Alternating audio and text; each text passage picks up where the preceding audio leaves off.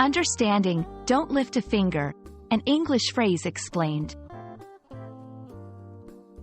Hello, everyone. Welcome to our channel, where we dive into the fascinating world of English language learning. Today, we're going to explore a very interesting phrase, don't lift a finger. If you've ever heard someone say this and wondered what it means, you're in the right place. Let's unravel the mystery behind this phrase together and see how it can be used in everyday English conversations. The phrase, don't lift a finger, is an idiomatic expression used in English to describe a situation where someone does not help at all or does not put in any effort to contribute to a task or activity. It paints a picture of someone literally not moving a finger to assist, highlighting their lack of involvement or effort. This expression can be used in various contexts, from light-hearted banter among friends to serious discussions about responsibility and support.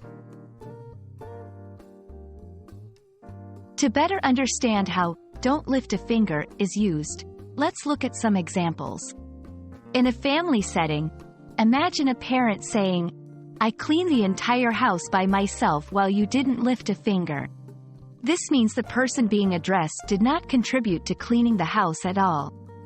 At work, if a coworker says, "We finished the project on time," even though Mike didn't lift a finger to help us, it implies that Mike did not contribute to completing the project. In humorous or sarcastic contexts, friends might jokingly say, "Don't worry, I won't lift a finger to help you move," as a way to tease before actually helping out. When using the phrase, "don't lift a finger," it's important to consider the context and the relationship between the speaker and the listener. It can be perceived as critical or accusatory in certain situations, so it's crucial to use it appropriately to avoid misunderstandings. Additionally, this expression offers insight into English-speaking culture's values on teamwork, responsibility, and individual effort.